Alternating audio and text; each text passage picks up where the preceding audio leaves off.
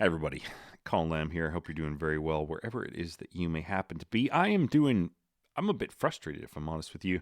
I wanted to make a video about my favorite Grateful Dead performance of all time.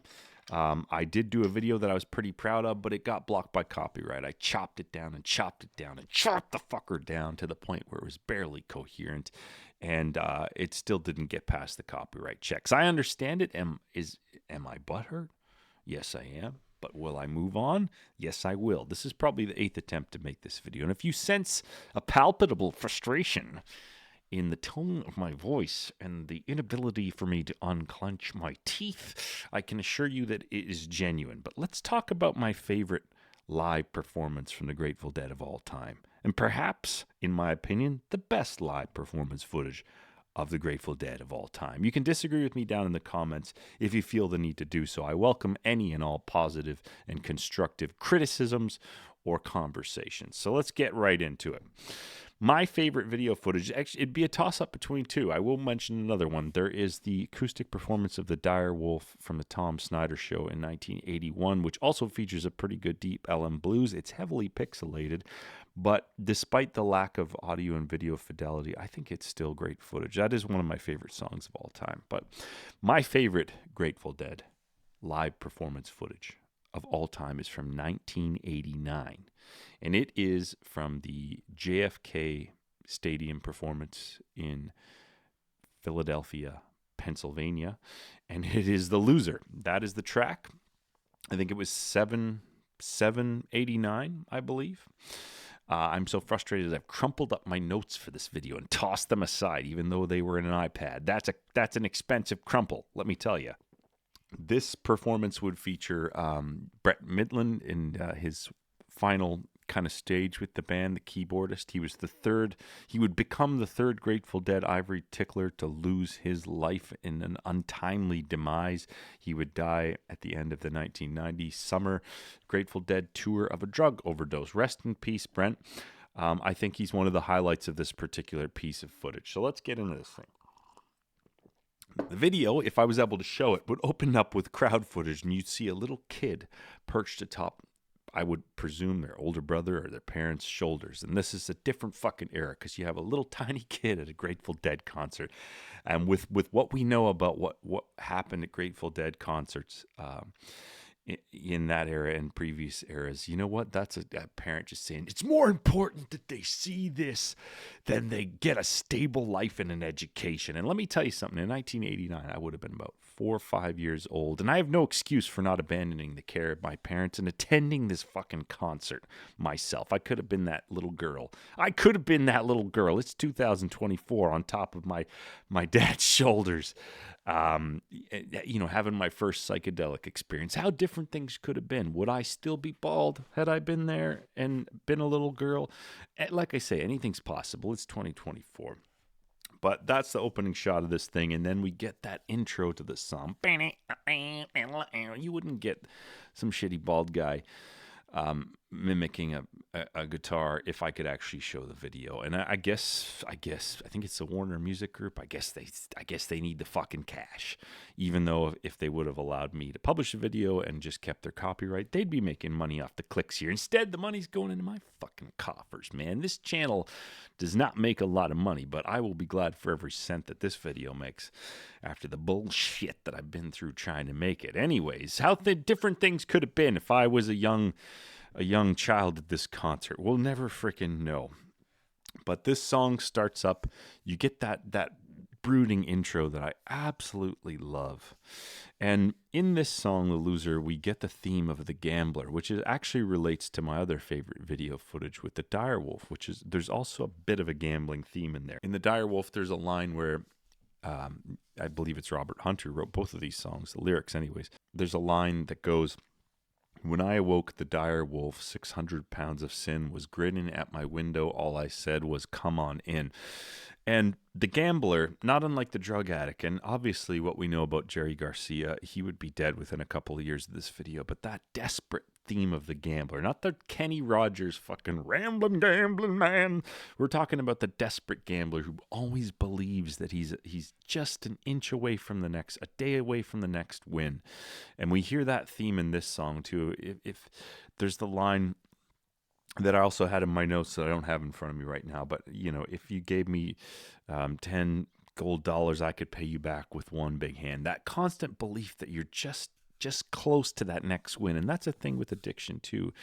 The high person, maybe they think they're just going to do one more trip or one more hit or whatever, and then they'll be done, or that the next one's going to be as good as the first one, and so on and so forth. But I do like that desperate theme of the music, and being a long-time listener to the song and a long-time fan of the band, and know what we know about Jerry, and of course what Brent would succumb to, just that theme and that mood that they managed to project is just so fucking potent.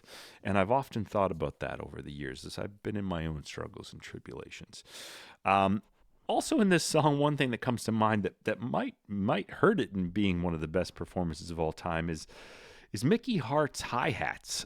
He actually doesn't come in on the count of the song. He's kind of adjusting something or whatever. He comes in kind of just a few notes in, and he comes in on his ride. But throughout the song, he's doing this thing on the hi-hat that I don't know is necessary.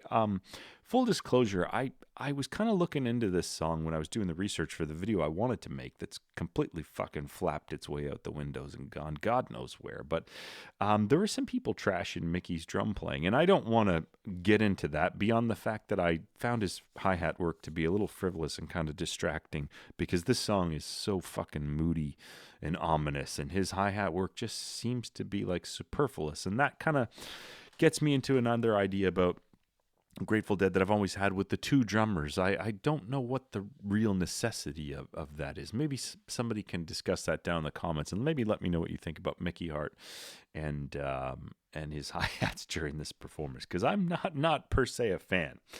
The second thing that obviously just comes to mind, and we will get into Brent's playing on this, which I think, although it's simple, is passionate, and we're going to talk about that in a bit. But Jerry's delivery of the vocals and the background vocals are fantastic. Jerry looks like he's having a fun time. You've got Bob and Phil. I mean, Bobby Boy is dressed like he is some kind of dance instructor to the stars. I understand it gets hot in summer, so short shorts fine. That was the look of the time, but why the little leg warmers? Or was he wearing wool socks? If you're wearing wool socks, does the heat of the wool sock compensate for the lack of short coverage? Is that what's going on there? I understand the short shorts, but why the goddamn leg warmers? And if they're not leg warmers and they're wool socks, my dad was friends with this cross-country skier who lived to the age of 96, lost his mind in the end, said horrible things to my dad on his deathbed when my dad just came to innocently visit him and wish him well. Anyways, why the wool socks? Why? I gotta know. But anyways, Phil is also dressed like he's just about to invent windows in a garage somewhere, or he's got some kind of terror plot that he's orchestrating in which he's going to use a fertilizer bomb to inflict terrible havoc onto the American psyche and change the course of popular culture as we know it. Either way, those are definitely looks, but I do love the lack of fucks given in the performance of the Grateful Dead. They're the greatest live band, greatest jam band of all time. Obviously, they don't need to prove anything to anybody. Jerry looks kind of cool though. He's just got his little black outfit on. He's got that ponytail going. It's pretty good. He's also got a prominent amount of sweat on his brow.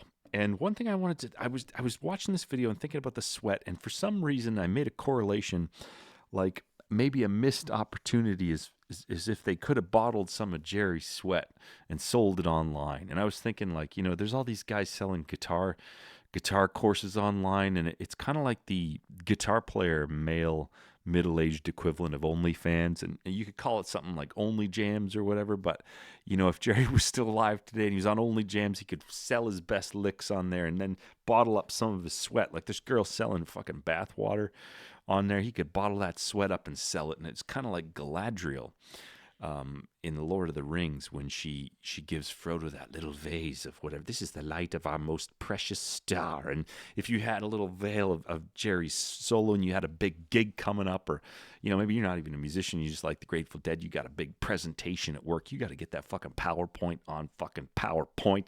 You just take a little bit or just put it on your own brow before the presentation, and then you get to another level. I don't know, missed opportunity, complete bullshit. You tell me down in the comments. But anyways, more about Jerry, his guitar solo. This is my fucking favorite guitar solo of all time by Jerry Garcia, and one of my favorite guitar solos of all time in general. Jerry transcends in this solo, in my opinion. The main lines that he's doing are fantastic, but the little trills that he adds, and this solo absolutely gave me chills. It really did. And you know what? There was a time in my life where I was partying a bit too much. I was taking illicit substances. And thinking back on it, I didn't get the chills listening to music. I wouldn't get that goose flesh, they call it, where I'm living in Australia now. I wouldn't get that. And if this solo and this performance doesn't give you chills, then I hate to tell you, but something has fluttered away from you in life, and it is never going to flutter back to you.